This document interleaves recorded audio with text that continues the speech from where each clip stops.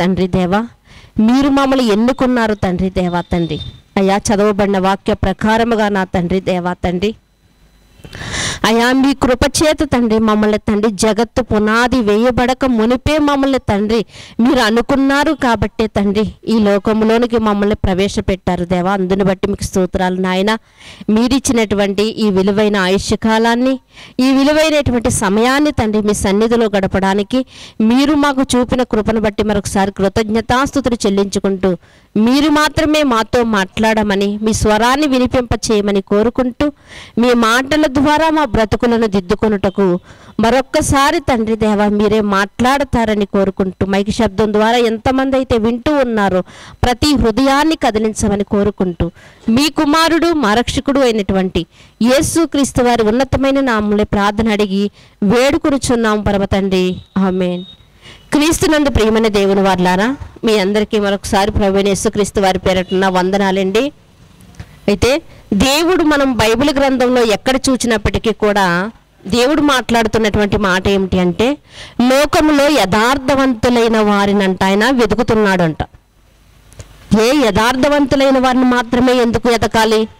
మిగతా వాళ్ళందరూ కూడా దేవుని పిల్లలే కదా అని ఒకవేళ మనం అనుకుంటే, మనము కూడా ఒక పనిని అప్పగించేటప్పుడు యథార్థవంతులకు మాత్రమే అప్పగిస్తూ ఉంటాం.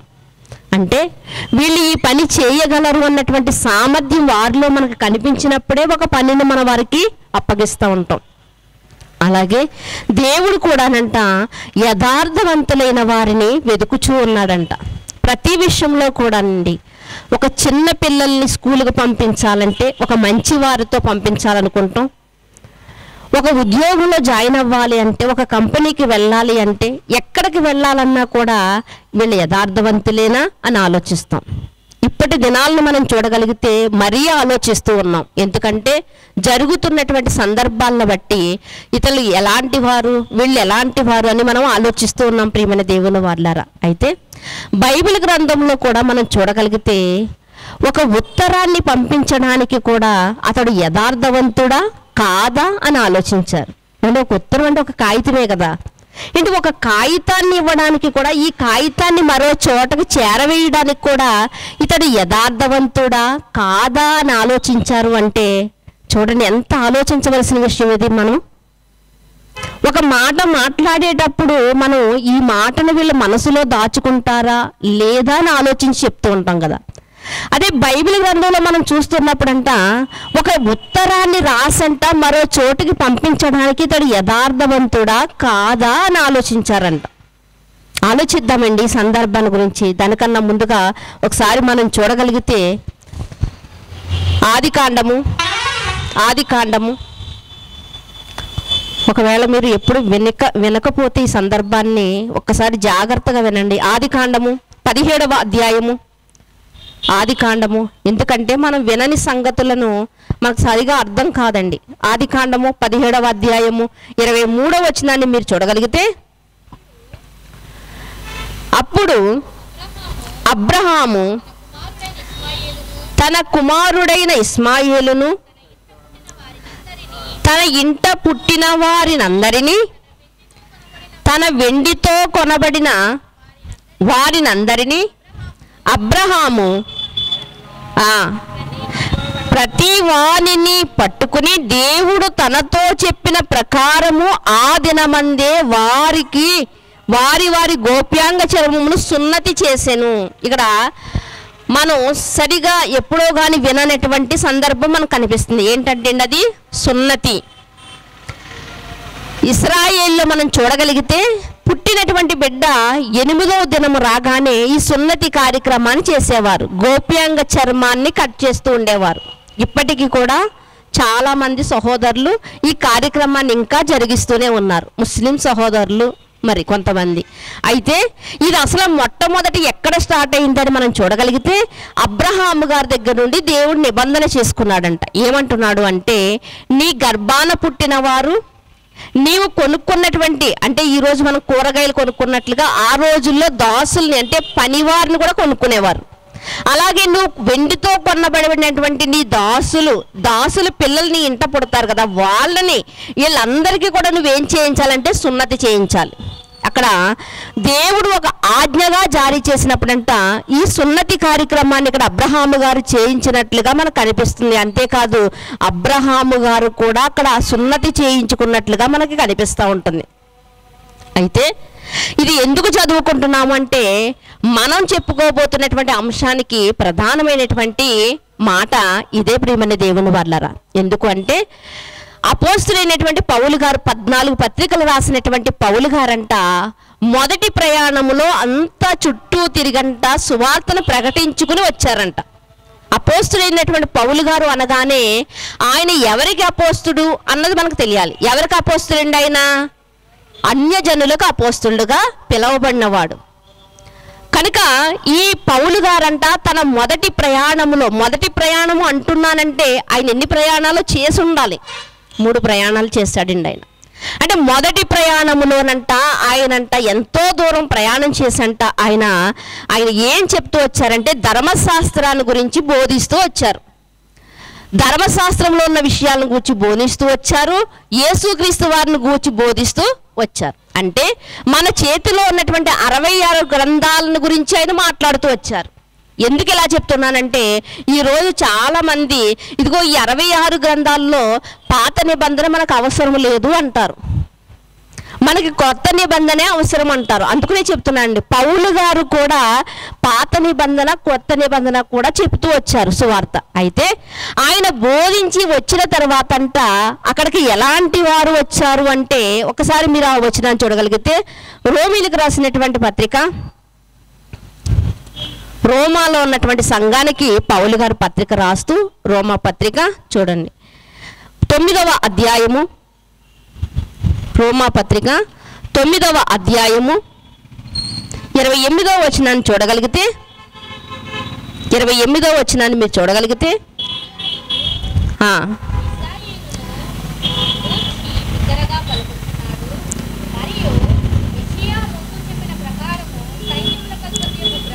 క్షమించండి, మొదటి అధ్యాయం 29 చదువుకున్నాం. మొదటి అధ్యాయం 29. మరియు వారు తమ మనస్సులో దేవునికి చోటియ్యనొల్లకపోయిరు గనుక చేయరాని కార్యములు చేయుటకు దేవుడు భ్రష్ట మనసును వారికి అప్పగించెను. ఇక్కడ మనం చూడగలిగితే వారంట వారి మనస్సులో దేవునికి చోటు ఇవ్వలేదంట.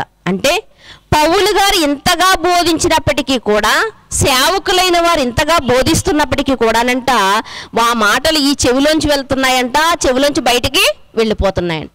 అంటే దేవునికి చోటు ఇవ్వలేదంట. ఇప్పుడు పౌలు గారు చేసినటువంటి ప్రసంగం కూడా వాళ్ళ హృదయాల్లో ఉండకుండా ఏమైంది అంటే వారు మరి యొక్క ఆలోచనలోనికి వెళ్ళిపోయారంట.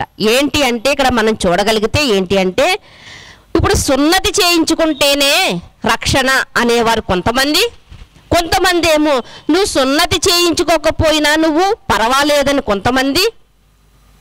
ఇలా వాదోపవాదాలు జరుగుతున్నాయంట. ఎక్కడ? పౌలు గారు బోధించి వచ్చినటువంటి పట్టణాల్లో. కనుక ఇలా వాదోపవాదాలు జరుగుతూ ఉన్నప్పుడు మరి ఈ వాదన ఎవరికి తెలిసింది అంటే అపోస్తులకు తెలిసిందండి. అపోస్తులకు తెలిసి ఇదే అపోస్తుల కార్యములు 15వ అధ్యాయంలో చూద్దామండి. అపోస్తుల కార్యములు 15వ అధ్యాయంలో చూద్దాం. అసలు ఈ సున్నతి ఎవరికి సంబంధించింది అంటే అబ్రహాము గారితో దేవుడు ఆజ్ఞాపించాడు, నిబంధన చేసుకున్నాడు. అంటే ఇశ్రాయేలుకు సంబంధించింది ఏంటి అంటే సున్నతి. మరి రక్షణ గురించి యేసుక్రీస్తు వారిలో రక్షణ పొందాలి అన్నది ఎక్కడి నుంచి స్టార్ట్ అయిందంటే అన్యజనుల దగ్గర నుంచి. మనం ముందుకు వెళ్ళగలిగితే మనకు సరిగా అర్థమవుతుందండి. 15వ అధ్యాయం అపోస్తుల కార్యములు 15వ అధ్యాయం 1వ వచనం నుంచి మీరు చూడగలిగితే కొందరు యోదయ నుండి వచ్చి మీరు మోషే నియమించిన ఆచారము చొప్పున సున్నతి పొందితేనే గాని రక్షణ పొందలేదని సహోదరులకు బోధించిరి. కొందరంటే ఎక్కడి నుంచి వచ్చారంట? యోదయ పట్టణం నుండి వచ్చంట ఏమని చెప్తున్నారంటే ఆల్రెడీ పౌలు గారు వెళ్ళి వచ్చేసారు ఈ పట్టణాలు. వాళ్ళు ఏమంటున్నారు అంటే ఇదిగో కొందరు వచ్చి ఏం చెప్తున్నారంటే మోషే నియమించిన ఆచారం చొప్పున సున్నతి పొందితేనే గాని రక్షణ లేదు. ఏమంటున్నారంటే సున్నతి పొందితేనే రక్షణ. అబ్రహాము గారి దగ్గర నుండి స్టార్ట్ అయింది కదా, ఈ సున్నతి పొందితేనే రక్షణ అంటున్నారంట. ఇప్పుడు పౌలు గారేమో ఎవరికి బోధించడానికి వెళ్ళారంటే అన్యజనులకు బోధించడానికి వెళ్ళారు. అన్యజనులకి సున్నతి సంబంధం ఉందా అంటే సంబంధం లేదు, ఎందుకంటే అది ఇశ్రాయేలుకు మాత్రమే అది చేయబడేది.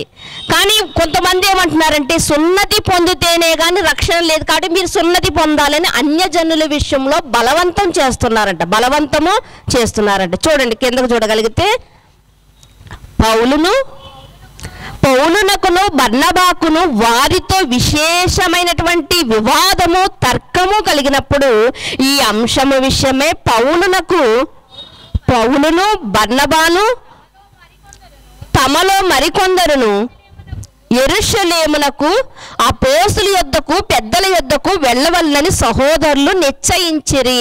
ఇక్కడంట పౌలు గారిని తీసుకువచ్చినటువంటి బర్నబా గారికి, మరి మిగతా ఈ పౌలు గారు బర్నబా గారితో ఎదురుగా ఉన్నటువంటి వారు కొంతమంది ఎవరు అంటే, ఇదిగో మీరు సున్నతి చేయించుకుంటేనే రక్షణ ఉందని బోధిస్తున్నటువంటి కొందరికంట ఏం కలిగిందంట, వివాదాలు కలిగినాయంట, వాదాలు కలుగుతున్నాయంట.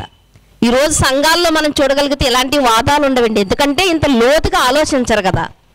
అసలు ఎందుకు ఇది వ్రాయబడింది, అసలు పౌలు గారు ఎన్నిసార్లు పర్యటన చేశాడు, సువార్త పర్యటన, పౌలు గారు ఎందుకు వివాహం చేసుకోలేదు, ఇలాంటి లోతుల్లోనికి మనం వెళ్ళం కాబట్టి మనకు సంబంధం ఉండదు, గొడవే ఉండదు. కానీ ఇప్పుడు మనం ఆలోచిస్తే అసలు ఎందుకు ఇక్కడ తర్కం జరుగుతుంది అంటే, ఎందుకు వివాదం జరుగుతుంది, ఎందుకు వాదించుకుంటున్నారు ఒకరికొకరు అంటే, ఇక్కడ సత్యం అనేది బయటపడాలి, అంతే కదండి. బైబిల్లో ఒక వచనం ఉంటుంది, ఏంటి అంటే ప్రసంగి గ్రంథము 7వ అధ్యాయం 24వ వచనంలో అనుకుంటానండి, సత్యమైనది దూరముగాను బహు లోతుగాను ఉన్నదండి. సత్యం కావలసిన వాడు ఎంత దూరమైనా వెళ్తాడు తెచ్చుకోవడానికి, సత్యం కావాలి అనుకున్నవాడు, తెలుసుకోవాలనుకున్నవాడు ఎంత లోతుకైనా తవ్వుతాడంట. వాస్తవమే కదండి, ఇలా తవ్వితేనే సత్యం జరుగుతుంది. లేదండి మాకు ఆశీర్వాదం ప్రార్థన చేసేయండి అంటే ఆశీర్వాదం రాదండి, కష్టపడకుండా ఆశీర్వాదం వస్తుందండి, కష్టపడకుండానే జీతం రాదు కదా, మరి అలాంటిది ఆశీర్వాదం ఎలా వచ్చేస్తుంది?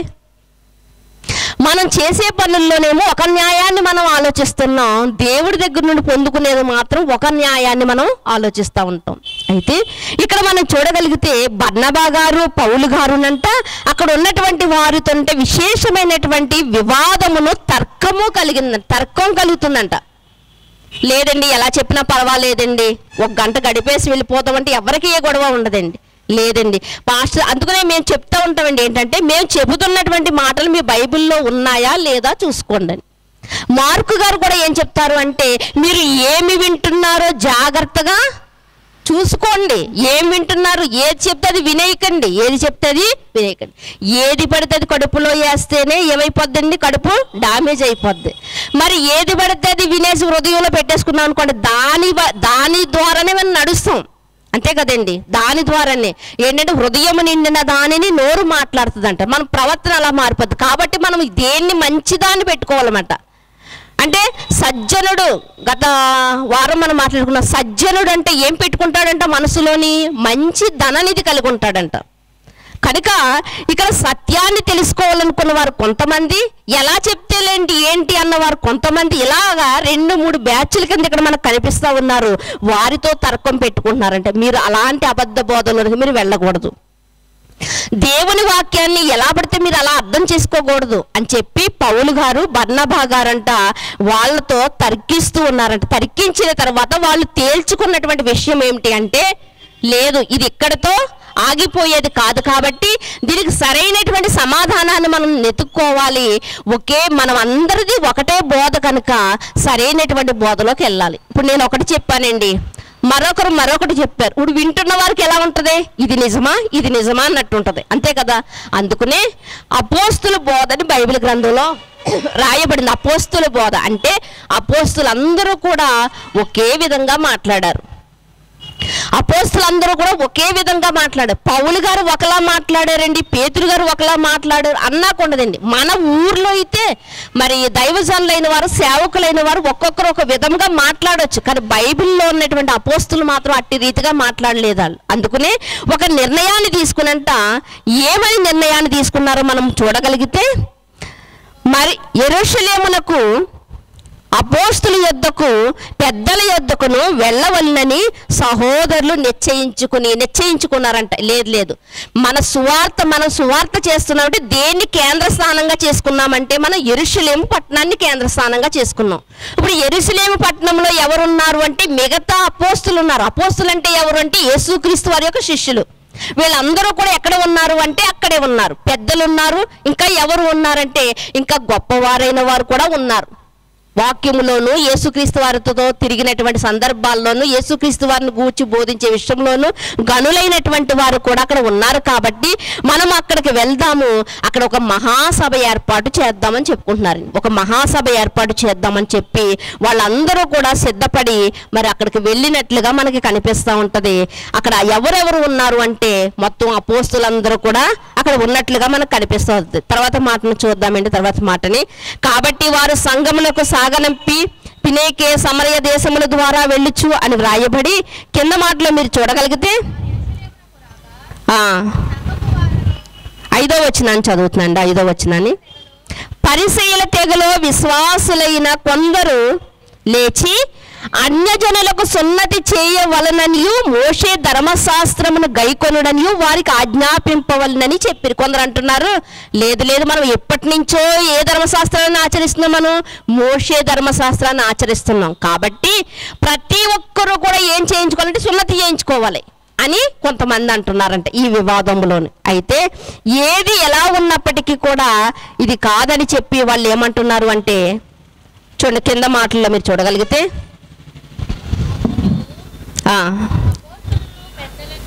అపోస్తులను పెద్దలను ఈ సంగతిని గూర్చి ఆలోచించుటకు కూడి వచ్చిరి. బహు తర్కము జరిగిన తరువాత పేతురు లేచి వారితో ఇట్లు అనెను. ఎవరండి పేతురు గారంటే? ఎవరు? యేసుక్రీస్తు వారి యొక్క శిష్యుల్లో ఒకడు అనుకుంటే కాదండి, యేసుక్రీస్తు వారి యొక్క శిష్యుల్లో అగ్రగణుడండి. ఎవరండి? అగ్రగణుడు. ఎవరు అంటే పేతురు గారు. ఇది నేను చెప్పిన మాట కాదు, కానీ బైబిల్ గ్రంథంలో యేసుక్రీస్తు వారు అంటారు, పేతురు నీ బండ మీద నా సంఘాన్ని కడతా. మొట్టమొదటి ప్రసంగంలోనే 3000 మందికి రక్షణ కల్పించాడు అంటే అగ్రగణుడుగా పిలువబడ్డాడండి పేతురు గారు, అగ్రగణుడుగా. నిజంగా యేసుక్రీస్తు వారి వెంట ఎంత ప్రయాస అయినా సరే వెళ్ళాలన్నటువంటి ఆలోచన. ప్రభువా నువ్వు ఎక్కడికి వెళ్ళినా నీతో వచ్చేస్తాను. ఆఖరికి యేసు ప్రభు వారు నీటి మీద సముద్రంలో నడుస్తుంటే ప్రభువా నేను కూడా నీతో నడిచేస్తాను ప్రభువా, నువ్వు ఎక్కడుంటే నేను అక్కడ ఉంటాను, నువ్వు ఎక్కడికి వెళ్తే నేను అక్కడికి వస్తాను ప్రభువా. నిజంగా ప్రియమైన దేవుని వర్లారా, మొట్టమొదటిగా యేసుక్రీస్తు వారు పేతురు గారిని పిలిచినప్పుడు నీ దోణిని లోనకు నడిపించి ఇదిగో చేపలు పట్టన్నప్పుడు విస్తారమైన చేపలు పడినప్పుడు అందరూ ఎగిరి గంతేస్తారు. కానీ పేతురు గారు ఏం చేశారో తెలుసా అండి? ఏడుస్తూ ఉన్నారు, దుఃఖిస్తూ ఉన్నారు. అయ్యో ప్రభువా ఇలాంటి గొప్ప కార్యం నా దగ్గర నువ్వు చేసావు, కానీ నేను పాత్రుడను కాదయ్యా అని. పేతురు గారి యొక్క మనసెరిగినటువంటి యేసుక్రీస్తు వారు పేతురు గారిని అంటూ ఉంటారు. ఏమని అంటే, పేతురు నా మందను కాస్తావా? పేతురు నా గొర్రెలు కాస్తావా? ఇలా 3 మార్లు ఆయన ప్రశ్నిస్తారండి. అయ్యో ప్రభువా నేను కాయగలనో లేదో నీకు తెలుసు. ఇలా పేతురు గారు కూడా సమాధానం చెప్తా ఉంటారు ప్రియమైన దేవుని వాళ్ళారా. అయితే ఇక్కడ ఈ విషయాన్ని మనం ఆలోచన చేయగలిగితే ఇంకా ముందు మాటల్లోనికి రాగలిగితే మీరు చూడండి, కింద మాటల్లో చూడగలిగితే 15వ అధ్యాయము కింద మాటల్లోని మీరు రాగలిగితే 8వ వచనం నుంచి వద్దామండి. మరియు హృదయములనే ఎరిగిన దేవుడు మనకు అనుగ్రహించినట్లుగానే వారికి పరిశుద్ధాత్మ అనుగ్రహించి ఉన్నాడని వానిని గూర్చి సాక్ష్యం ఇచ్చెను. ఇక్కడ ఎవరంట సాక్ష్యం ఇచ్చేది? పేతురు గారు, అగ్రగణుడైనటువంటి పేతురు గారు అంటున్నారు, లేదు మనకి ఎలా అయితే దేవుడు సామర్థ్యాన్ని ఇచ్చాడో, మనకెలా అయితే దేవుడు రక్షణ భాగ్యాన్ని ఇచ్చాడో అన్యజనులకు కూడా దేవుడు అలా ఇచ్చాడు. నేను ఒకానొక పట్టణములో ఉండగా కొర్నేలి అనే ఒక అతని ఇంటి దగ్గర నన్ను వెళ్ళమని దేవుడు చెప్పాడు. నేను వాళ్ళ ఇంటికి వెళ్ళినప్పుడు వాళ్ళందరూ అన్యజనులు కూర్చున్నప్పుడు వారు ఏం జరిగింది అంటే, ప్రసంగిస్తున్నప్పుడు వాక్యం వింటున్నప్పుడు వాళ్ళందరి మీదకి పరిశుద్ధాత్మ వచ్చాడు. అంటే సున్నతి లేకుండానే దేవుడే దిగి వచ్చాడంటే మనం ఆటంకపరిచినాక మనం ఎవరు అంటే, దేవుడు వరం ఇచ్చినా ఎవరు ఇప్పుడు సేవకుడు వరం ఇవ్వలేనట్లుగా ఉంది ఇక్కడ మాటలు మనం చూస్తుంటే. దేవుడు వరం ఇచ్చినా కానీ, అంటే దేవుడే పరిశుద్ధాత్మను వాళ్ళ మీదకి ఇచ్చినప్పుడు మనమెవరు? మీరు సున్నతి చేసుకోవాలి, సున్నతి చేసుకుంటేనే మీకు రక్షణ భాగ్యం, మనమెవరం చెప్పడానికి అని ఎవరు చెప్తున్నారంటే పేతురు గారు చెప్తున్నారు. అలాగే పౌలు గారు కూడా చెప్తున్నారు. పౌలు గారు కూడా ఏమంటున్నారంటే, నేను అన్యజనుల దగ్గరికి నేను వాక్యాన్ని ప్రకటించడానికి వెళ్ళినప్పుడు అనేక మంది మారు మనసు పొందారు. మారు మనసు పొందారు అంటే అంతకన్నా గొప్ప విషయం ఏముంది అని చెప్తా ఉన్నారు. ఏది ఏమైనప్పటికీ కూడా ఇవన్నీ కూడా తేల్చి, అసలు ఆయన ఒక బోధ, ఈయన ఒక బోధ, సున్నతి చేసుకోవాలని ఒకరు, సున్నతి చేసుకోకపోయినా పర్వాలేదని ఒకళ్ళేమో యేసుక్రీస్తు వారిలోనికి రావాలంటే, అంగీకరించాలంటే సున్నతి కంపల్సరీగా ఉండాలి, ఇది దేవుని ధర్మశాస్త్రంలో చట్టం అని ఒకళ్ళు. ఎవరి మాటలు వాళ్ళు మాట్లాడుతున్నప్పుడు ఒకే చట్టం చేయాలనుకున్నారు. అందుకనే చివరికి ఏం తేల్చారు అంటే, ఇదంతా కూడా ఒక సభ ఏర్పాటు చేశారంట. అపోస్తులందరూ, పెద్దలందరూ, మరి గొప్పవారందరూ కూర్చొని అంట ఒక సభ ఏర్పాటు చేసి ఒక నిర్ణయాన్ని తీసుకున్నారు. ఏంటి ఆ నిర్ణయం అని చూడగలిగితే, గలతీ పత్రిక 5వ అధ్యాయము 6వ వచనంలో ఉన్నటువంటి మాటను మీరు చూడగలిగితే, గలతీ పత్రిక 5వ అధ్యాయము 6వ వచనంలో ఉన్నటువంటి మాటను మీరు చూడగలిగితే ఏమని రాయబడింది అంటే, యేసుక్రీస్తు నందుండు వారికి సున్నతి పొందుట యందైనను ఏమీ లేదు, పొందకపోవుట యందైనను ఏమీ లేదు, కానీ ప్రేమ వలన కార్యసాధకము విశ్వాసము ప్రయోజనకరము. విశ్వాసం అనేదే ముఖ్యమైనది. విశ్వాసం అనేదే ముఖ్యమైనది. సున్నతి పొందుట యందైనను పొందకపోవట యందైనను ఏమీ లేదు. ఎందుకంటే సున్నతి అంటే శరీర సంబంధమైనది, అంతే కదండి. శరీరం మీద ఉన్నటువంటి మెత్తని చర్మాన్ని కట్ చేయడమే సున్నతి అంటున్నారు కదా. ఇది శారీరక సంబంధమైనది కదా సున్నతి. సున్నతి పొందితే ఏంటి, పొందకపోయినా పర్వాలేదు, కానీ నువ్వు ప్రేమ చేత, నువ్వు విశ్వాసము చేత నువ్వు రక్షణ అనేది యేసుక్రీస్తు వారిని నువ్వు అంగీకరించాలి అని చెప్తున్నారు. ఒక నిర్ణయాన్ని తీసుకున్నారండి. అంటే ఈ నిర్ణయాన్ని తీసుకుని వీళ్ళందరూ నిర్ణయాన్ని తీసుకుని అందరూ ఒకేసారి ప్రయాణించేటువంటి పరిస్థితులు అవి కావు కనుక ఈ చక్కగా రాసినటువంటి సంఘాలకు పంచడానికి రాసినటువంటి ఈ ఉత్తరాన్ని ఏమని మాట్లాడుకుంటున్నారంటే, ఒక నమ్మకస్తుడైనటువంటి వ్యక్తితో మనం పంపాలి అనుకుంటున్నారు. ఏంటి, ఒక ఉత్తరం కూడా నమ్మకస్తుడైనటువంటి వ్యక్తితో పంపాలా అంటే పంపాలండి. ఎందుకంటే ఈ ఉత్తరం పట్టుకెళ్ళేటప్పుడు మధ్యదారిలో అతడు ఏదో ఒక 2 అక్షరాలు మార్చాడు అనుకోండి, సున్నతి పొందకపోయినా పర్వాలేదని రాయబడింది అందులో. కానీ అతను అది కొట్టివేసి ఒకవేళ సున్నతి కంపల్సరిగా పొందాలి అంటే ఇప్పుడు ఏమైపోతాయి, ఇప్పుడు జీవితాలు మారిపోతాయి. ప్రియమైన దేవుని వర్లారా, ఇప్పుడు ఒక్క అక్షరమే కదండి, ఒక్క మార్కే కదండి అంటారు. ఆ ఒక్క మార్కులోనేండి ఉద్యోగాన్ని కోల్పోయిన వారు ఎంతో మంది లేరా? ఒక నిమిషమే కదా, ఒక నిమిషమే లేట్ అయిందండి ఎగ్జామ్ రాయడానికి, కానీ ఏమైపోయింది, 1 సంవత్సరం అంతా వ్యర్థమైపోయిన వారు లేరా? అలాగే ఈ ఉత్తరం పట్టుకెళ్ళాలంటే, సంఘాలకు చేర్చాలంటే, సంఘాలలో ఈ సరైనటువంటి ఈ బోధ అందరికీ అందాలంటే ఇప్పుడు మనం ఎలాంటి వారిని ఎన్నుకోవాలంటే, పౌలు గారు వెళ్తారు, బర్నబా గారు వెళ్తారు, వీళ్ళతో కూడా నమ్మకమైనటువంటి వారిని మనం పంపించాలనుకున్నారు. మరి నమ్మకమైనటువంటి వారిని పంపించాలంటే పేతురు గారు ఎవరినో పిలిచి పంపించేస్తే కుదరదండి. ఎందుకంటే మన సంఘాలు లాంటివి కాదు. అక్కడ సంఘం ఎలాంటిది అంటే అపోస్తులందరూ నిర్ణయం తీసుకోవాలి, పెద్దలైన వారందరూ నిర్ణయం తీసుకోవాలి, వాక్యములో గనులైనటువంటి వారందరూ కలిసి నిర్ణయాన్ని తీసుకోవాలి. అలా అందరూ కలిసి నిర్ణయం తీసుకుంటేనే అండి, అందుకునే అది అపోస్తుల బోధ అన్నారు. ప్రియమైన దేవుని వారలారా, అందరి మాట ఒక్కటవ్వాలి, అందరూ ఒకే తాటి మీద ప్రయాణం చేసినట్లుగా. ఇప్పుడు అందరూ కూడా ఎవరిని సెలెక్ట్ చేయాలనుకుంటున్నారు అంటే దాన్నే మనం చూద్దామండి. అలాంటి నమ్మకస్తులైనటువంటి వారు ఎవరున్నారు అని మనం చూడగలిగితే చూడండి ఆ మాటలు. అపోస్తుల కార్యములు, మరలా అపోస్తుల కార్యములు 15వ అధ్యాయము,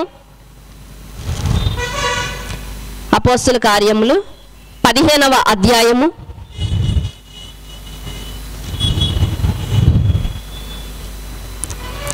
15వ అధ్యాయము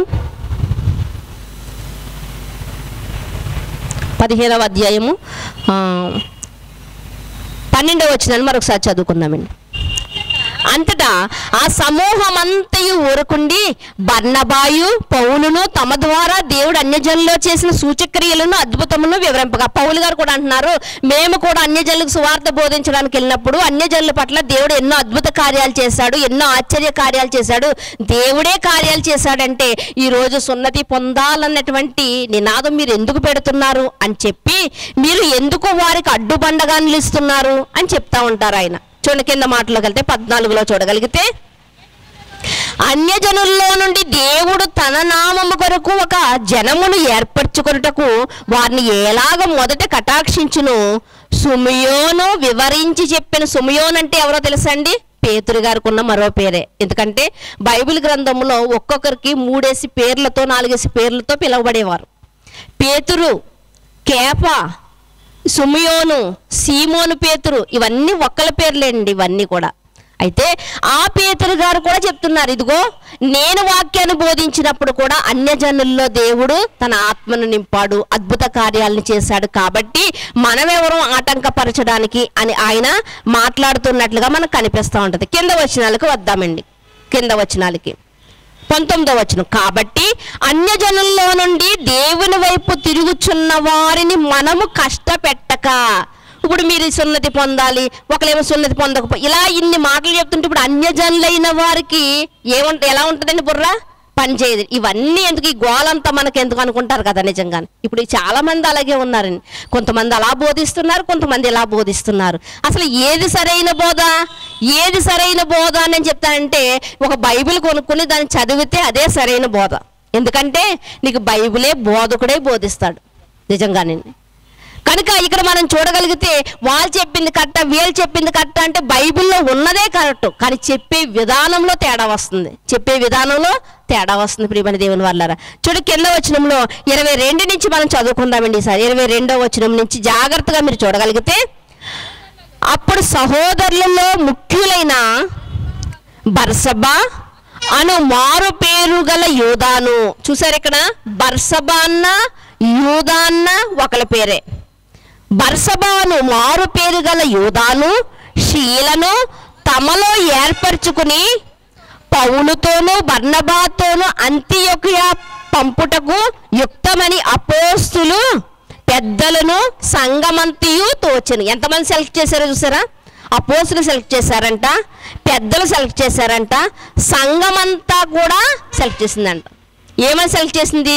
ఇదిగో ఈ విలువైన ఉత్తరాన్ని తీసుకువెళ్ళటంలో మీతో కూడా వీళ్ళు సెలెక్ట్ అయిన వారు, మీరు వీళ్ళని తీసుకెళ్ళొచ్చు, వీళ్ళని నమ్మచ్చు, మీరు పూర్తిగా నమ్మచ్చు అని సంఘమంతా కూడానంట వాళ్ళకి ఓటు వేసినట్లుగా ఇక్కడ మనకు కనిపిస్తూ ఉంది ప్రియమైన దేవుని వాళ్ళారా. అయితే వారు మరి సిరియా, కిలికియా, ఇంకా అకయ, ఈ పట్టణాలకు వాళ్ళు వెళ్ళి వారు వెళ్ళినట్లుగా మనకు కనిపిస్తూ ఉంటుంది. అయితే కింద వచనంలో చూసారా, కొందరు మా యొద్ద నుండి వెళ్ళి తమ బోధ చేత మిమ్మల్ని కలవరపరిచి మీ మనస్సులను రేపుచున్నారని వింటిమి. అందులో రాయబడినటువంటి మ్యాటర్, ఆ ఉత్తరంలో ఏముంది అంటే, కొందరు మా దగ్గర నుండి వచ్చిన వారే మీ మనసులను కలవరపరిచారు, మీ మనసులను చెరుపుచూ ఉన్నారని వింటిమి. వారికి మేము అధికారం ఇవ్వలేదు. అంటే అపోస్తుల అధికారం ఇవ్వకుండానే వీళ్ళు బోధించడానికి వెళ్ళారంట. అపోస్తుల అధికారం ఇవ్వకుండా బోధించడానికి వెళ్ళారంట. అలా బోధించడానికి వెళ్ళి వాళ్ళ హృదయాలు కట్టవలసిన వారు వారి హృదయాలని పలు విధాలుగా ఆలోచించేటట్లుగా చేస్తూ ఉన్నారు. చూడండి కింద మాటలో చూడగలిగితే, గనుక మనుషులను ఏర్పరిచి మన ప్రభువైన యేసుక్రీస్తు పేరు కొరకు తమ్మును తాము అప్పగించుకొనిన బర్నబా, పౌలు అను మన ప్రియులతో కూడా మీ యొద్దకు పంపుటకు యుక్తమని మాకందరికి ఏక అభిప్రాయము కలిగెను. ఎవరంట సెలెక్ట్ అయిన వారు? తమ్మును తాము అర్పించుకున్న వారంటే సేవలో ఆషామాషి వారు కాదండి, తమ్మును తాము అర్పించుకున్న వారిని మేమందరూ ఏకాభిప్రాయముతో మేమందరూ వీళ్ళు కరెక్ట్ అయిన వారు అని ఎంచి మేము పౌలు బర్నబా గారితో మీ దగ్గరకు పంపుతున్నాం. కాబట్టి వీళ్ళు మీకు అన్ని విషయాలు మీకు చెబుతారు అని ఒక లెటర్ రాసంట వాళ్ళ చేతికి ఇచ్చంట వాళ్ళు పంపారంట. ప్రియమైన దేవుని వల్ల వాళ్ళని పంపినట్లుగా ఇక్కడ మనకు కనిపిస్తూ ఉంటుంది. చూడండి 23వ వచనంలో మీరు రాగడితే,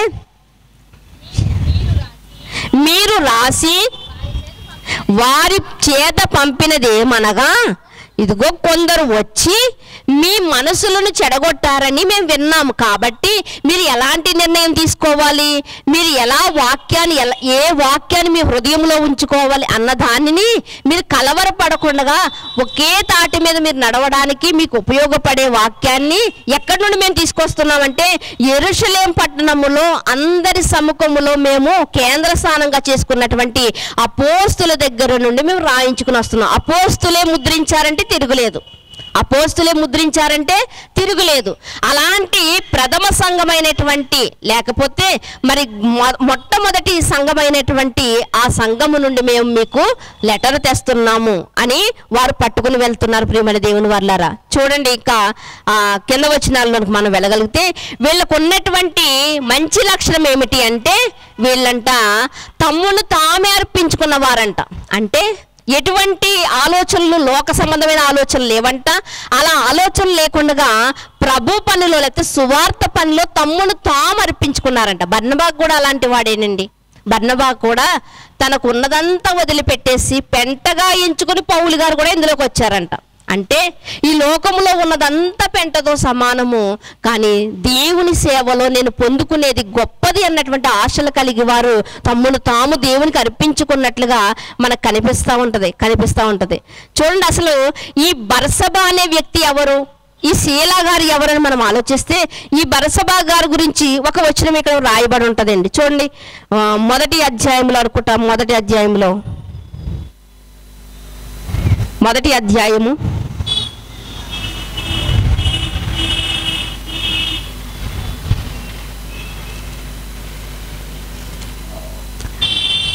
మొదటి అధ్యాయంలో మరి తప్పిపోయినటువంటి యూదా గారికి బదులుగా మరి ఇక్కడ 21వ వచనమండి, 21వ వచనం. కాబట్టి యోహాను ఇది సెలెక్ట్ చేస్తున్నది దేనికోసం అంటే, యేసుక్రీస్తు వారి శిష్యులు 12 మంది అయితే 12 మందిలో ఒక ఆయన తప్పిపోయాడు. ఆయన ఎవరండి? యూదా ఇస్కరియోతు. ఈయన ధనం మీద ఆశ పెట్టుకునంట యేసుక్రీస్తు వారిని అమ్మివేశాడు. కాబట్టి తప్పిపోయాడు, మరణించాడు, తన ప్రాణాన్ని తనే తీసుకున్నాడు. నిజంగా దేవుని సన్నిధిలో అతడు క్షమాపణ కోరి ఉంటే తన జీవితం ఉండేదేమో, ఈరోజు మరలా మనం చెప్పుకోవడానికి అవకాశం ఉండేదేమో. కానీ తన ప్రాణాన్ని తీసుకున్నాడు. మరి ఇప్పుడు ఆయన స్థానంలో మరొకరు నిలబెట్టాలి అంటే, మరొకరిని సెలెక్ట్ చేయాలంటే ఎలాంటి వారిని సెలెక్ట్ చేయాలి అంటే ఆ 21వ వచనంలో, కాబట్టి యోహాను బాప్తిస్మం ఇచ్చినది మొదలుకొని ప్రభువైన యేసు మన యొద్ద నుండి పరమునకు చేర్చబడిన దినము వరకు ఆయన మన మధ్య సంచరించి ఉండిన కాలమంతయు మనతో కలిసి ఉన్న వారిలో ఒకరిని సెలెక్ట్ చేయాలంట. చూసారా, నిజంగా ఈ రోజు టెక్నాలజీ అనుకుంటాం, కానివ్వండి ఈ రోజు కన్నా ఆ రోజు చాలా గొప్పగా ఆలోచించారండి. ఇప్పుడు ఈ 11 మందిలో ఒక ఆయన సెలెక్ట్ చేయాలి, మన 12వ అతను సెలెక్ట్ చేయాలంటే ఎలాంటి ఆయన సెలెక్ట్ చేయాలి? పొడుగున్నవాడినా? దావీదు గారి ఇంటికి వెళ్ళంట సమూయేలు గారు అలాగే అనుకున్నారంట. దావీదు గారు అన్నయ్య వస్తే చాలా ఎత్తున్నాడు, ఇతడు రాజుగా బాగుంటాడు, ఇతడు బాగా మంచి సైనికుల్లా కనిపిస్తున్నాడు, ఇతడు బాగుంటాడు అనుకున్నాడంట. కానీ దేవుడు అలాంటి వారిని కోరుకోలేదండి. దేవుడు హృదయాన్ని చూసి కోరుకున్నాడు. ఎక్కడో కడపాటి వాడు అయినటువంటి గొర్రెల మంద దగ్గర ఉన్నటువంటి దావీదుని ఎన్నుకున్నాడు. ఇక్కడ కూడా మనం చూడగలిగితే ఇక్కడ ఎలాంటి వారిని సెలెక్ట్ చేశారు అంటే, ఇదిగో యోహాను గారు బాప్తిస్మం ఇచ్చినది మొదలుకొని, అంటే యేసుక్రీస్తు వారు వచ్చినప్పటి నుంచి, యేసుక్రీస్తు వారు మరణించి తిరిగి లేచి 40 దినాలు సంచరించి ఎప్పుడైతే ఆయన బేతనీయ నుండి ఆరోహణమయ్యారో పరమునకు, అప్పటి వరకు ఎవరైతే ఇవన్నీ చూసారో అప్పటి వరకు వీటిలో పాలిభాగస్తుడై ఎవరైతే ఉన్నారో అలాంటి వారిలో ఒక్కరిని సెలెక్ట్ చేయాలి. అలాంటి వారిలో చాలా మంది ఉంటారు. ఇప్పుడు ఆ చాలా మందిని సెలెక్ట్ చేయాలా? లేదు, ఒక్కడే కావాలి. ఒక్కడు కావాలంటే వాళ్ళందరి పేర్లు రాసి ఒక చీటీ తీశారు. అలా పేర్లు రాసినప్పుడు వాళ్ళల్లో కూడా ఉన్నటువంటి వ్యక్తి ఎవరో తెలుసా అండి? ఇప్పుడు మనం చదువుకున్నాం కదా, బర్సబా గారు అంటే యేసుక్రీస్తు వారు వచ్చినప్పటి నుంచి ఆయన ఆరోహణం అయ్యేంత వరకు కూడా తెలిసినటువంటి వ్యక్తి, చూసినటువంటి వ్యక్తి. సాక్ష్యం ఎవరు చెప్పాలండి? చూసిన వ్యక్తే చెప్పాలి. ఇప్పుడు సువార్తలోనికి కూడా వచ్చాడంటే ఏం చెప్పాలి? ఆయన కళ్ళతో చూసినది. పేతురు గారు అదే కదా అంటారు, మా కళ్ళతో మేము చూసిన వాటిని, మా చెవులతో మేము విన్న వాటినే చెబుతున్నాం. మేము ఏదో కథలు అరికథలు మేమేం చెప్పట్లేదు. మా కళ్ళతో చూసినవి, మా చేతులు ఏ పాదాలు అయితే తాకాయో, ఏ అద్భుతాలు అయితే మా కళ్ళు చూసాయో వాటిని గురించే మేము చెబుతున్నామన్నారు. అయితే అలా శిష్యులలో ఎన్నిక చేయబడ్డానికి వచ్చినటువంటి వారే బర్సబా గారు. కానీ ఆయన సెలెక్ట్ అవ్వలేదు. ఎవరు సెలెక్ట్ అయ్యారు అంటే మత్తయి గారు సెలెక్ట్ అయ్యారు. అయినప్పటికీ ఇప్పుడు బర్సబా గారు ఎలాంటి స్థితిలో ఉన్నారు అంటే ఆయన ముఖ్యులుగా ఉన్నాడు. ఒకవేళ శిష్యుల్లో ఒక్కడిగా సెలెక్ట్ అవ్వకపోవచ్చు, కానీ ఎలా ఉన్నాడంటే ఆయన ఒక ముఖ్యుడుగా ఉన్నట్లుగా మనకి కనిపిస్తూ ఉంటుందండి. ముఖ్యుడుగా ఉన్నట్లుగా మనకు కనిపిస్తూ ఉంటుంది. చూడండి, అదే 15వ అధ్యాయము 23వ వచనాన్ని మీరు చూడగలిగితే, 23వ వచనాన్ని చూడగలిగితే ఆ మాట అక్కడ మనకు కనిపిస్తుంది. అప్పుడు సహోదరులలో ముఖ్యులైన బర్సబా, అంటే శిష్యుల్లో ఒక్కడిగా ఎన్నిక చేయకపోయినప్పటికీ కూడా, సెలెక్ట్ అవ్వకపోయినప్పటికీ కూడా ముఖ్యులలో ఒక్కడిగా ఉన్నాడండి. అంటే జ్ఞానవంతుడు అని చెప్పుకోవచ్చు.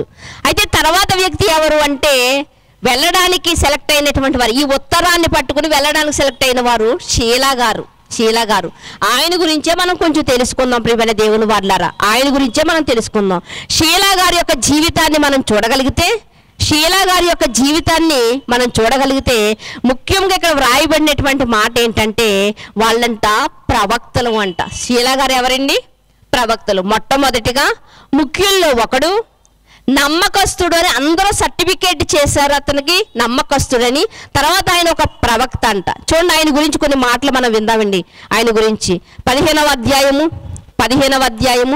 30వ వచనాన్ని మీరు చూడగలిగితే, 30వ వచనాన్ని చూడగలిగితే, వారు అంతటి సెలవు పుచ్చుకుని అంతియోకియాకు వచ్చి శిష్యులను సమకూర్చి ఆ పత్రికలు ఇచ్చి ఎక్కడికి వచ్చారంట? అంతియోకియా పట్టణానికి వచ్చి ఈ పత్రికలను వారికి ఇచ్చి వారు దానిని చదువుకుని అందువలన ఆదరణ పొంది సంతోషించిరి. మరియు యూదాయు శీలయు కూడా ప్రవక్తులై ఉండి, అంటే పెద్ద దైవజనులతో వెళ్ళామని ఏమి సైలెంట్గా లేరండి వాళ్ళు. అంటే దేవుడు మనకి ఇచ్చినటువంటి ప్రతి అవయవాన్ని కూడా దేవుని పనులో మనం వాడాలి. అందుకునే అయ్యో మేము పెద్ద అయ్య గారు కూడా వచ్చాం కదా, మేము పౌలు గారు ఉన్నారు కదా, బర్నబా గారు ఉన్నారు కదా, వాళ్ళే మాట్లాడుకుంటారులే అని వదిలిపెట్టలేదంట. వీళ్ళు కూడా ఏం చేస్తున్నారంట? యూదాయు మరియు శీలయు ప్రవక్తలై ఉండిరి కనుకంట వారు పెక్కు మాటలతో సహోదరులను ఆదరించి. ఒక మాట మనిషిని ఆదరిస్తుందా అంటే ఆదరిస్తుందండి. ఒక మాట మనిషికి కోపాన్ని పుట్టిస్తుందా అంటే కోపాన్ని పుట్టిస్తుంది. అయితే వీళ్ళ మాటలు ఎలా ఉన్నాయంటే, ఇదిగో వాళ్ళు ప్రవక్తలై ఉన్నారంటే పెక్కు మాటల చేత, అంటే గొప్ప మాటల చేతంట వారిని ఆదరించారంట. ఆదరించి వాళ్ళు స్థిరపరిచారంట. ఇప్పటి వరకు వాళ్ళ మనస్తత్వం ఎలా ఉందంటే చంచల మనస్తత్వం అయిపోయింది. ఒకళ్ళు వచ్చి ఆ బోధ, ఒకళ్ళు వచ్చి ఈ బోధ చెప్తుంటే వీళ్ళ చంచల మనస్తత్వం అయిపోయింది. కానీ ఎప్పుడైతే శీల గారు మాట్లాడారో, ఈ యొక్క మరి యూదా గారు మాట్లాడారో, వాళ్ళ మనస్సులంట స్థిరపరిచారంట. వాళ్ళను ఆదరింపబడినట్లుగా ఇక్కడ మనకు కనిపిస్తూ ఉంటుంది. అయితే కొంతకాలం అక్కడ అక్కయా పట్టణంలోను దాని పరిసర ప్రాంతాలలోను ఆ ఉత్తరాన్ని వాళ్ళకి చదివి వినిపించి వాళ్ళని బలపరిచి కొంతకాలం అక్కడ ఉన్నారంట. ఇక్కడ మనం ఆలోచించవలసిన విషయం ఏంటంటే, పౌలు గారు, బర్నబా గారు, షీల గారు, యూదా గారు నలుగురు కలిసి కొంతకాలం అక్కయా పట్టణంలో నివాసం చేశారు. ఒక వ్యక్తి గురించి తెలియాలంటే మనం కొంతసేపు మాట్లాడాలండి, లేకపోతే కొన్ని రోజులు వారితో గడపాలి, అప్పుడే కదా తెలుస్తుంది, అప్పుడే తెలుస్తుందండి. ఇప్పుడు పౌలు గారికి శీల యొక్క మనస్తత్వం ఏంటో తెలిసింది, శీల యొక్క మనస్తత్వం ఏంటో తెలిసిందండి. ఆ కింద మాటలో మీరు చూడగలిగితే శీల గారి యొక్క మనస్తత్వం తెలిసి పౌలు గారు ఏం చేస్తారు అంటే 36వ వచనం నుంచి మీరు చూడగలిగితే ఇది పౌలు గారి యొక్క రెండవ ప్రయాణం. పౌలు గారి యొక్క రెండవ ప్రయాణం ఎక్కడి నుంచి స్టార్ట్ అయిందంటే అపోస్తుల కార్యములు 15వ అధ్యాయం 36వ వచనం నుంచి పౌలు గారి యొక్క రెండవ ప్రయాణాన్ని మనం చూస్తాం. ఇక్కడికి వచ్చారు, వీళ్ళందరినీ బలపరిచారు, అక్కడే ఉండిపోవట్లేదండి, అక్కడే సంఘాన్ని స్థాపించుకుని కూర్చుందాం అనుకోవట్లేదు. మరో ప్రాంతానికి మరలా రెండోసారి ప్రయాణం మొదలు పెట్టేశారు పౌలు గారు. ప్రయాణం మొదలుపెట్టి అందుకునే నేను వివాహం చేసుకోలేదు పౌలు గారు. ఎందుకంటే ఒకవేళ వివాహం చేసుకుని ఉంటే ఇది ఒక ప్రయాణం అంతా చేశాను కదా, ఒకసారి ఓ ట్రిప్ అంతా వేసి వచ్చాను కదా, ఈసారి నా కుటుంబంతో కొన్నాళ్ళు గడుపుతాను అనుకునేవాడేమో. ఎందుకంటే చేసుకున్న వారికి కన్నవారికి న్యాయం చెయ్యాలి కదా అనుకునే ఉండాలి.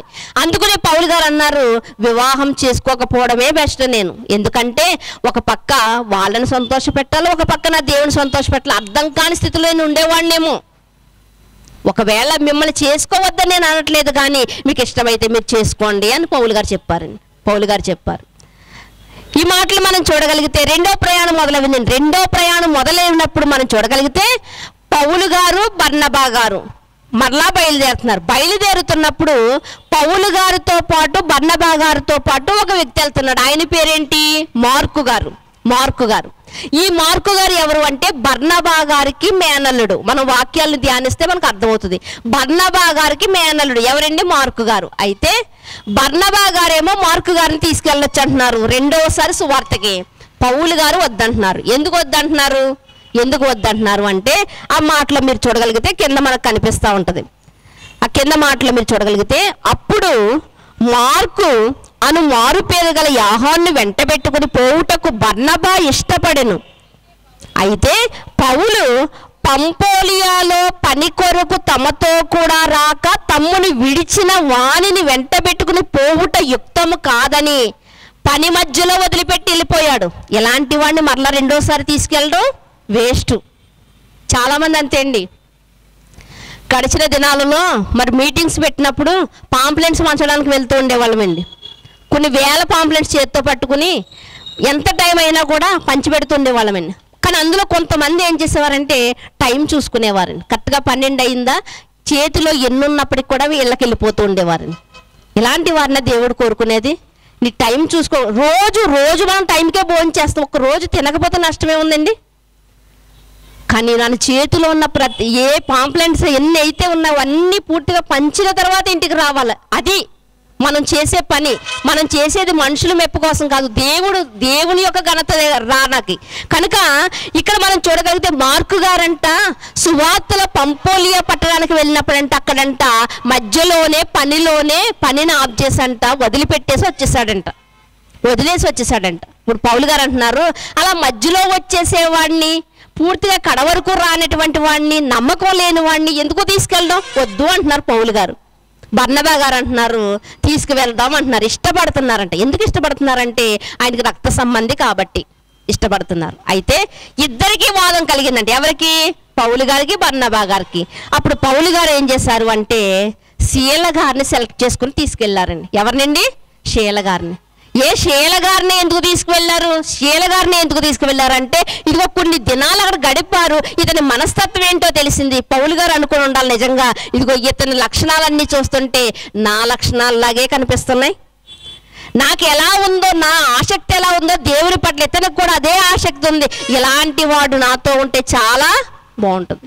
ఇలాంటి వాడు నాతో ఉంటే మేలు. నిజంగా దేవుని పని ఇంకా గొప్పగా చేయొచ్చు. అంతే కదండి. ఈరోజు దేవుని పని చెయ్యాలన్న ఆసక్తి కలిగిన వారు అలాంటి దేవుని పని చేస్తున్న వారి దగ్గరికి వెళ్ళి అన్ని మెలకువలు అడుగుతూ ఉంటారు. ఎలా చేయాలన్నా, ఇది ఎలా చేయాలన్నా అని అడుగుతూ ఉంటారు.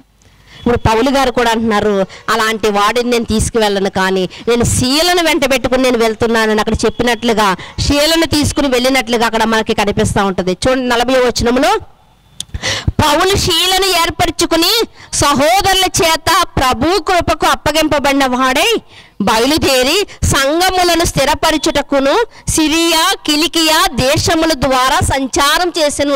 ఖండాంతర ప్రయాణాలు చేసి సువార్తను ప్రకటించిన వాడే అపోస్తులైనటువంటి పౌలు గారండి. ఖండాంతర ప్రయాణాలు. ఈరోజు మనం ఎక్కడికి వెళ్తున్నాం? మన ఇంటి దగ్గర మనం మాట్లాడుకుంటున్నాం, వినేస్తున్నాం, వెళ్ళిపోతున్నాం.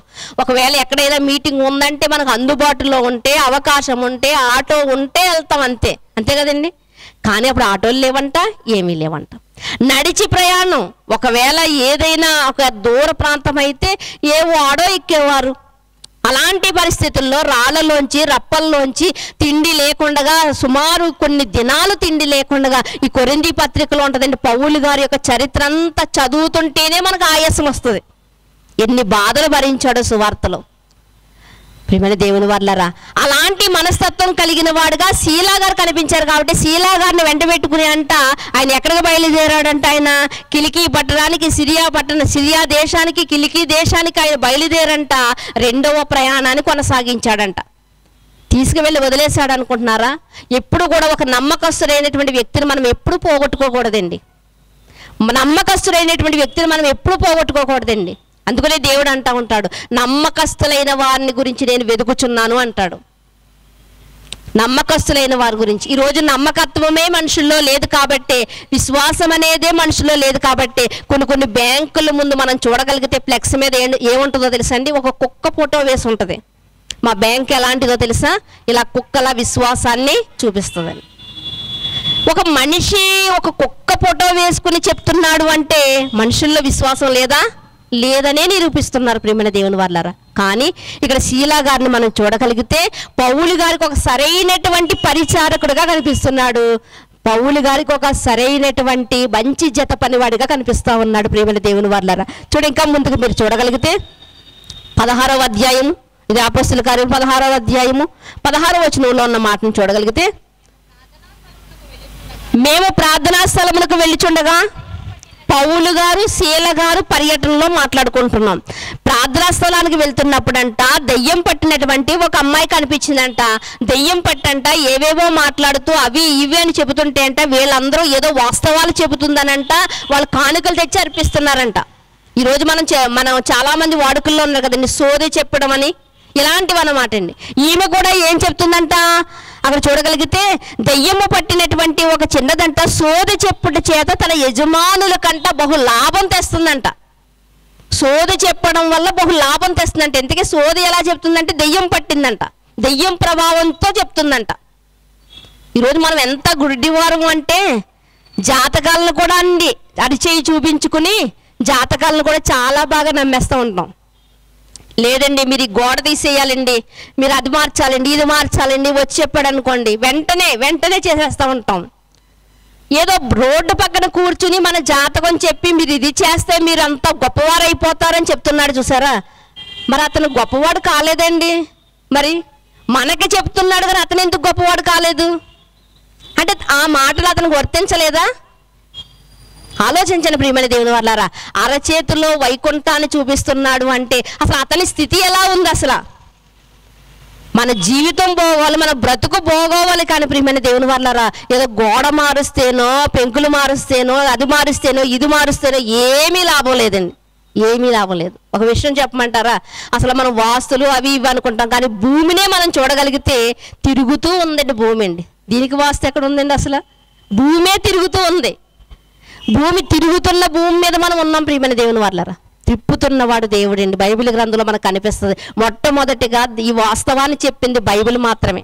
ఎందుకంటే ఎంతో చదువుకున్నవారు, విద్య ఉన్నవారు, శాస్త్రవేత్తలైన వారు ఏమన్నారంటే భూమి బల్లపరుపుగా ఉంది అన్నారు మొదట. అలా రాస్తేనే మార్కులు పడ్డాయి స్కూల్లో. తర్వాత ఏమన్నారు, మరొక ఆయన వచ్చి లేదు బల్లపరుపుగా కాదు గుండ్రముగానే ఉంది, తిరుగుతుంది అన్నాడు మరొక ఆయన. ఇప్పుడు బల్లపరుపుగా ఉందని ఎగ్జామ్లో రాస్తే మార్కులు పడవు. ఇప్పుడు ఎలా రాయాలి? మనుషుల మాటలు మారుతాయి కానీ బైబిల్ మాట ఒకటే వాస్తవం చెప్పింది ఏంటో తెలుసా? భూమి గుండ్రంగా ఉంది, భూమి లోపల అగ్ని మండుతుంది, భూమి తిరుగుతుంది అని చెప్పింది. భూమి లోపల అగ్ని మండితేనే భూమి పైన మన మనుగడ సాగుతుందని. అందుకునేనండి ఈ బైబిల్ గ్రంథాన్ని ఈరోజు ప్రపంచంలో నిజంగా ఇది అమ్ముడవుతున్నంత విధంగా ఏ బుక్ కూడా అమ్ముడవుతులేదు. అంత సత్యం ఉంది ప్రియమైన దేవుని వర్లారా ఇందులోని. ఈ వచనాల్లో మరొకసారి మనం చదువుకుందామండి.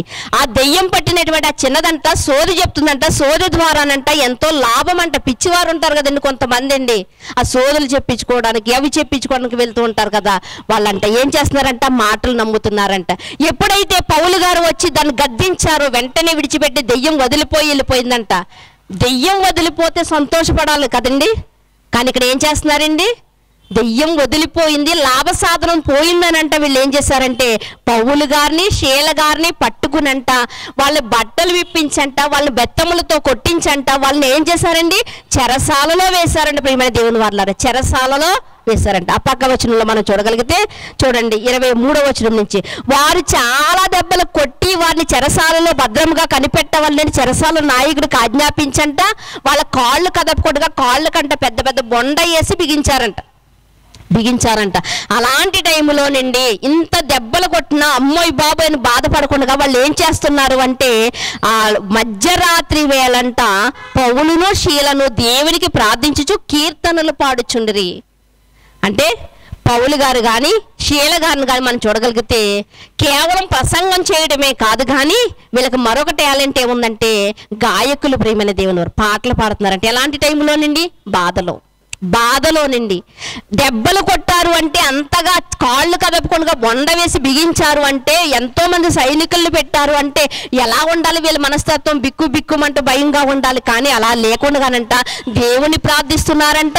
మధ్యరాత్రి వేళంట ఒకవేళ బాధతో నిద్ర పట్టలేదేమో ఉండాలికి, అప్పుడు ఏం చేస్తున్నారండి, ప్రార్థన చేస్తున్నారంట, కీర్తనలు పాడుతున్నారంట.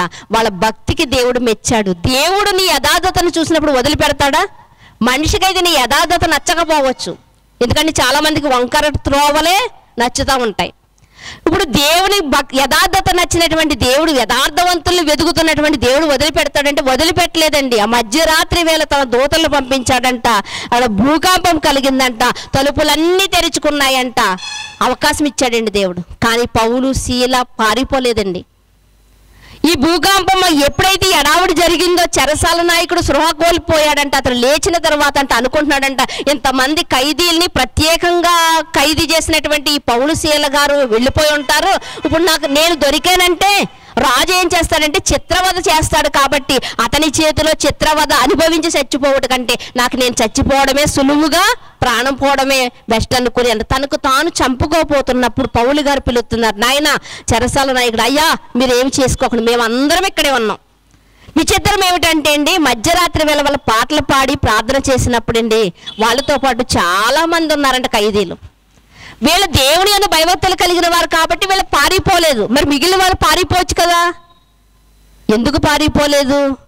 వాళ్ళు పాటల ద్వారా ప్రార్థన ద్వారా వారి మనసులు కూడా మారిపోయాయండి, వారి మనసులు మారిపోయాయి. ప్రియమైన దేవుని వారలారా, కనుక ఇక్కడ మనం చూడగా యథార్థవంతులను ఎప్పుడు కూడా దేవుడు విడిచిపెట్టాడండి. ఎలా అంటే తమ్మును తామే అంటే అర్పించేసుకున్నారంట దేవునికి. దేవునికి మనం అర్పించుకున్నప్పుడు దేవుడు మనల్ని విడిచిపెడతాడా? విడిచిపెట్టాడు. ప్రియమైన దేవుని వారలారా, చూడండి ఆ మాటను మళ్ళీ ఇంకా కిందకు చూడగలిగితే 25వ వచనంలో మనం చూసాం కదండి, మధ్యరాత్రి వేళ వాళ్ళ పాటలు పాడుతుండగా నిజంగా చెరసాల నాయకుడు వచ్చి, అయ్యా ఇంత గొప్పవారా మీరు, నేను రక్షణ పొందాలనుకుంటున్నాను, నేను కూడా మీ బృందంలో చేరాలనుకుంటున్నాను, నేనేం చేయాలి అన్నప్పుడు మధ్యరాత్రి వేళ అతన్ని ఇంటికి తీసుకువెళ్ళంట. అతను వాక్యం వినంట, బాప్తిసం తీసుకున్నట్లుగా కుటుంబం అంతా రక్షింపబడినట్లుగా మనకు కనిపిస్తూ ఉంటుంది. చూడండి 17వ అధ్యాయంలో కూడా మనం ఒకసారి చూద్దామండి. 17వ అధ్యాయము 6వ వచనంలో ఉన్న మాటను మీరు చూడగలిగితే, అయితే వారు కనబడనందున యాసోనును కొందరు సహోదరులను ఆ పట్టణపు అధికారుల యొద్దకు ఈడ్చుకుని పోయి భూలోకమును తలక్రిందులు చేసిన వీరు ఇక్కడికి వచ్చి ఉన్నారు. ఈ మాట చాలాసార్లు శిష్యులందరికీ అందరి గురించి చెప్పారేమో అని అనుకునేవాళ్ళం, కానీ ఇక్కడ మనం చూడగలిగితే ఎవరి సందర్భంలో రాయబడుతుందంటే పౌలు గారు శీల గారి యొక్క సందర్భంలో ప్రజలు ఏమని మాట్లాడుతున్నారంటే భూలోకమును తలక్రిందులు చేయవారు. అంటే తలక్రిందులు చేసే జ్ఞానం పౌలు గారి దగ్గర ఉందంటే పౌలు గారి యొక్క వాక్యంలో ఉంది. ప్రియమైన దేవుని వారలారా, వాక్యంలో ఉంది. నిజంగా పౌలు గారు వాక్యాన్ని బోధిస్తున్నప్పుడంట మహారాజు అంటున్నాడంట, చక్రవర్తి అంటున్నాడంట, పౌలా ఇంత త్వరగా నన్ను క్రైస్తవుని చేసేస్తున్నావేంటి నువ్వు? అంటే నీ మాటలు వింటుంటే నేను కూడా ఇందులోకి వచ్చేయాలనిపిస్తుంది అంటున్నాడు. ఎవరండి? మహారాజు. ప్రియమైన దేవుని వర్లారా, పౌలు గారు ఒకనాడు యేసుక్రీస్తు వారిని, ఎవరైతే యేసుక్రీస్తు వారిని ఒప్పుకుంటారో వాళ్ళని హింసించాడండి. అలాంటి వాడు ఎంత గొప్పగా మారాడు అంటే ఈరోజు మనం అనుకుంటాం, అయ్యో తాగుడికి బానిస అయిపోయాడండి, అయ్యో జూదానికి బానిస అయిపోయాడండి, అయ్యో బాధ్యతలు లేనివాడుగా తిరుగుతున్నాడండి అనుకుంటాం మనం. ప్రియమైన దేవుని వర్లారా, అందరూ కించపరుస్తూ ఉంటారు. కానీ అలాంటి వాడినే దేవుడు ఏం చేస్తాడండి? ఒకానొక సమయమందు అలాంటి వాడిని గొప్పగా నిలబడతాడు. పౌలు గారు కూడా అలాంటి వాడేనండి. పౌలు గారు ధర్మశాస్త్రం తప్ప మరి దేనిని బోధించినా, ఎవరిని హెచ్చించినా ఊరుకునే మనస్తత్వం కాదండి పౌలు గారిది. అలాంటి వాడండి ఒక్క రోజులోనే యేసు ప్రభుకి పట్టబడ్డాడు. ప్రియమైన దేవుని వర్లారా, అలాంటి పౌలు గారు శీల గారిని ఏమంటున్నారంటే భూలోకమును తలక్రిందు చేయువారు, భూలోకమును తలక్రిందులు చేయువారు ఇక్కడికే కూడా వచ్చేసారు. వాక్యం పట్టు అధికారంలో ఉన్నవారు 5 సంవత్సరాలే ఉంటారేమో అండి, ఉద్యోగంలో ఉన్నవాడు 50 సంవత్సరాలు ఉంటాడేమో అండి. కానీ వాక్యములో సత్య వాక్యాన్ని పట్టుకున్నవాడు ఎప్పుడూ ధైర్యంగా ఉంటాడండి. దావీదుకు ఉన్నటువంటి ఒక పేరు ఏంటో తెలుసా? సింహపు గుండె కలిగిన వాడు. ఏంటి? వాస్తవాన్ని సత్యాన్ని చెప్పినప్పుడు ఎప్పుడు కూడా మనం ఎలా ఉంటామో తెలుసండి, వెన్ను విరుచుకునే చెప్పొచ్చండి. కానీ వాక్యాన్ని చెబుతున్నవాడు అబద్ధం చెప్తున్నాడా? వాక్యాన్ని విని కూడా దాన్ని పాటించిన వారు ఉన్నారా? వాళ్ళ చూపులు నేలకే ఉంటాయండి. ఎందుకంటే మేము చేస్తున్నది తప్పు అని వాళ్ళకి తెలుసు కాబట్టి. తప్పు చేసిన వాడు ఎప్పుడు నేలకే చూస్తూ ఉంటాడు. చూడు, మరొక మాటను కూడా మనం చూడగలిగితే ముందుకెళ్ళి ముగించుకుందామండి. మరొక మాటను కొరింథీయులకు రాసినటువంటి పత్రిక 2వ పత్రిక 1వ అధ్యాయము 19వ వచనాన్ని మీరు చూడగలిగితే, కొరింథీయులకు రాసినటువంటి 2వ పత్రిక 1వ అధ్యాయము 19వ వచనంలో ఉన్న మాటను మీరు చూడగలిగితే, మా చేత అనగా నా చేతను, సిల్వాను చేతను, తిమోతి చేతను మీలో ప్రకటింపబడిన దేవుని కుమారుడగు యేసుక్రీస్తు అవునని చెప్పి కాదను వాడై ఉండలేదు, కానీ ఆయన అవునను వాడై ఉన్నాడు. నా చేతను, సిల్వాను చేతను. సిల్వాను అంటే ఎవరు? షీలా గారికే మరొక పేరు ఏంటంటే సిల్వాను. షీలా గారికి మరొక పేరేంటి? సిల్వాను. అంటే పౌలు గారితో పరిచర్య చేయుటకు వెళ్ళడమే కాకుండా పౌలు గారితో కూడా సువార్తను ప్రకటించాడండి. వాక్యాన్ని బోధించినటువంటి షీలా గారు మనకు కనిపిస్తున్నారు. ఇదిగో నాతో బోధింపబడ్డారు, సిల్వాను చేత బోధింపబడ్డారు, తిమోతి చేత బోధింపబడ్డారు. మా బోధనలో వాస్తవం ఏంటంటే ఈయనే యేసు ప్రభు అవునని ఉంది. అంతేగాని సిల్వాను బోధ ఒకటి, షీలా గారి బోధ ఒకటి, తిమోతి గారి బోధ ఒకటి, నా బోధ ఒకటి అలా లేదు. మేము బోధించింది అపోస్తుల బోధ. కానీ మీరు ఎలా విడగొట్టుకుంటున్నారంటే నేను పౌలు వాడినండి, నేను అపోల్లో వాడినండి, నేను కేపా వాడినండి. ఈరోజు అలాగే కదండి, నేను చెప్పిన మాటలు బైబిల్లో అండి. కానీ ఈరోజు బయట మనం చూడగలిగితే మేము పలానా సంఘం అండి, మేము పలానా సంఘం అండి, మేము పలానా బ్యాచ్ అండి అని చెప్పుకుంటూ ఉంటారు. బైబిల్లో కూడా పౌలు గారు అంటున్నారు, సంఘానికి వచ్చి ఏంటి మీ పద్ధతి ఎలా ఉందేటి? నేను పౌలు వాడిని అంటున్నారంట, మీరు కేపా వాడిని అంటున్నారంట. పౌలు ఏమన్నా మిమ్మల్ని కన్నాడా? మొక్క వేసింది ఒకరైతే నీరేసింది మరొకరు. ఒకవేళ దానికి చుట్టూ తవ్వింది ఒకరైతే దానికి అభివృద్ధి పరిచింది ఎవరో తెలుసా? దాన్ని ఎదిగింపచేసింది ఎవరో తెలుసా? దేవుడు. అంటే ఈ ఘనత అంతా ఎవరికి వెళ్ళాలి? దేవుడికి వెళ్ళాలి. అంతేగాని నేను పౌలు పార్టీ అండి, నేను పలానా సంఘం పార్టీ అండి, నేను ఏ సంఘానికి వెళ్ళని నేను భీష్మించుకుని కూర్చునేవారు చాలామంది ఉన్నారండి, చాలామంది ఉన్నారు. పౌలు గారు అంటున్నారు, పౌలు గారు పార్టీ అనగానే పౌలు గారు మురిసిపోవాలి. ఈ రోజు సేవకులు అయితే మురిసిపోతారు, కానీ పౌలు గారు అలా అంటలేదు. అసలు ఎవరు పౌలు పార్టీ అన్నవాడు ఎవడు అసలు? అని పౌలు ఏమన్నా మిమ్మల్ని కన్నాడా? మొక్కేసింది నేనైతే, విత్తనం వేసింది నేనైతే, నీరు పోసిందేమో శీల అయితే, దానికి ఎరువు వేసింది ఒకవేళ తిమోతి అయితే, దాన్ని ఎదిగింపచేసింది, వృద్ధి చేసింది దేవుడు. దేవుని వైపు చూడాలి. సంఘానికి ఎవరండి? సంఘానికి మూలమైనటువంటి, సంఘానికి మూల వ్యక్తి, గొప్ప వ్యక్తి ఎవరంటే దేవుడే. మనం మరుగవ్వాలి, దేవుడు మనం చూపించాలి. కానీ ఈరోజు దేవుడు మరుగైపోతున్నాడు, సంఘంలో ఉన్నటువంటి సేవకులే ఆడంబరంగా కనిపిస్తున్నారు. ప్రియమైన దేవుని వాళ్ళారా, మరొక మాటను కూడా అగ్రగణుడైనటువంటి పేతురు గారు చెప్పినటువంటి మాటను చూసి మనం ముగించేసుకుందామండి. పేతురు గారు రాసినటువంటి పత్రిక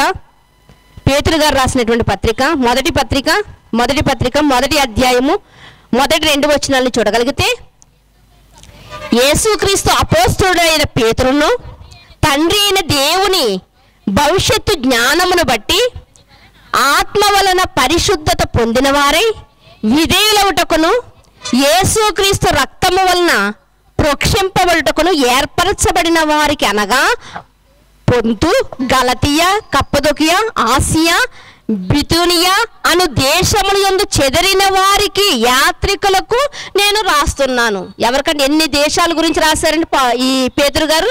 వాళ్ళందరికీ నేను రాస్తున్నాను. ఏమని రాస్తుందంటే ఇవన్నీ కూడా మీకు జ్ఞానమైన విషయాలు నేను రాస్తున్నానని చెప్పి ఆయన మరొక మాట చెప్తున్నారు. చూడండి, ఇదే పేతురులో 5:12 మీరు చూడగలిగితే, 5:12 మీరు చూడగలిగితే ఏమని రాయబడింది అంటే, మిమ్మల్ని హెచ్చరిస్తూ, అంటే ఈ 2 పత్రికల్లో కూడా మిమ్మల్ని హెచ్చరిస్తూ రాస్తూ ఇదే దేవుని సత్యమైన కృపా సాక్ష్యమని చెప్పుచు సంక్షేమముగా వ్రాసి మీకు నమ్మకమైన సహోదరుడని నేనెంచిన సిల్వాను చేత దీనిని పంపుచున్నాను. నమ్మకమైనటువంటి సేవకుడంట, నమ్మకమైనటువంటి సేవకుడు సహోదరుడంట. అపోస్తలుడైనటువంటి మరి పేతురు గారు ఎక్కడండి? లేకపోతే అధికారులలో పెద్దగా ఉన్నటువంటి సిల్వాన్ ఎక్కడ? లేకపోతే షీలా ఎక్కడ? చాలా వ్యత్యాసం ఉందండి, చాలా వ్యత్యాసం ఉంది. కానీ ఆయన ఏమంటున్నారంటే సహోదరుడు అంటున్నారు. సహోదరత్వం ఎలా సంపాదించుకున్నాడు? నిజంగానే ఎంత జ్ఞానం కలిగి, ఎంత సువార్త చేసి ఆయన తన సహోదరత్వాన్ని సంపాదించుకుని ఉంటాడు నిజంగానే. ఈ 2 పత్రికలునంట, ఈ పత్రికలను రాసంట ఈయన ఎవరి చేత పంపుతున్నాడంట? నమ్మకమైనటువంటి సహోదరుని చేత, నమ్మకమైనటువంటి శీలా చేత పంపుతున్నాను అంటున్నాడు. ఈయన నమ్మకస్తుడని పేతురు గారికి ఎలా తెలుసు? ఎందుకంటే ఇదిగో ఆ లెటర్ రాసి పంపించినప్పుడు ప్రజలందరూ, సంఘమంతా కూడా, మరి పెద్దలందరూ కూడా, అపోస్తలందరూ కూడా ఎవరికి ఓటు వేశారు? షీలా గారికి ఓటు వేశారు. అవన్నీ కళ్ళతో చూశారు. కాబట్టి పేతురు గారు తన పత్రికను కూడా ఎవరితో పంపించాలనుకుంటున్నాడు అంటే ఒక నమ్మకమైనటువంటి వాడు షీలా అనుకున్నాడు. ప్రియమైన దేవుని వర్లారా, అందుకునే అక్కడ మాట్లాడుతూ నమ్మకమైనటువంటి సహోదరుడిని నేనెంచి పేతురు గారే ఒక నమ్మకస్తులని ఎంచాడంటే నిజంగా ఎంత గొప్ప ధన్యత అండి. నిజంగానే ఎంత గొప్ప ధన్యత. నేనెంచినటువంటి సిల్వాను చేత దీన్ని పంపుచున్నాను. ఈ సత్యకృపలో నిలకడగా ఉండండి. ఈ సత్యవాక్యాన్ని రాసి పంపుతున్నాను కదా, ఈ వాక్యంలో నిలకడగా ఉండండి. మరలా ఎవరో వచ్చి ఏదో చెబితే మీరు వెళ్ళిపోకండి అని చెప్తున్నారు. 2 సందర్భాల గురించి మనం ఆలోచించాం. ఒకటి ఏంటంటే పనికిరాని విషయాన్ని తర్జన భర్జన పడుతున్నారు. దాన్ని ఏకతాటి మీదకు తీసుకొచ్చి సంఘమంతా ఏకతాటి మీద తీసుకొచ్చి ఒక నిర్ణయానికి వచ్చి ఇదిగో మీరు ఎట్టి రీతిగా బోధించాలని కొన్ని వారికి లెటర్ రూపంలో, ఉత్తర రూపంలో రాసి ఒక నమ్మకమైనటువంటి శీలా గారి చేత, పౌలు గారి చేత పంపించారు, బర్నబా చేత పంపించారు. అయితే షీలా గారు అలా నమ్మకత్వంతో ఉండడానికి కారణం ఏంటంటే అతనిలో ఉన్న లక్షణాలు ఏంటి అంటే ముఖ్యంగా అతడు దేవుని విషయంలో తన్ను తాను అర్పించుకున్నాడంట. మొట్టమొదటిది ఏంటంటే వ్యర్థమైన బోధలు, అంటే ఏ బోధ విన్నప్పుడైనా సరే మనం బైబిల్లో ఉందా లేదా చూడాలి. లేదండి ఆయన పెద్దయ్య గారు కదా, ఏ చెప్పినా కరెక్ట్గానే ఉంటుంది అనుకోకూడదు. ఎందుకంటే అలాంటి దాన్ని ఫాలో అవ్వనుకోండి. ఇప్పుడు ఒక బోర్డు ఉంటుంది రోడ్డు మీద, ఈ యొక్క రోడ్డు ఏమవుతుందంటే ఇది రిపేర్ అవుతుంది కాబట్టి వెళ్ళకూడదు అని ఉంది. ఇప్పుడు మనం వెళ్ళామనుకోండి, ఎవరు గుంటలో పడతారు? మనమే కదా ప్రమాదంలో పడతాం.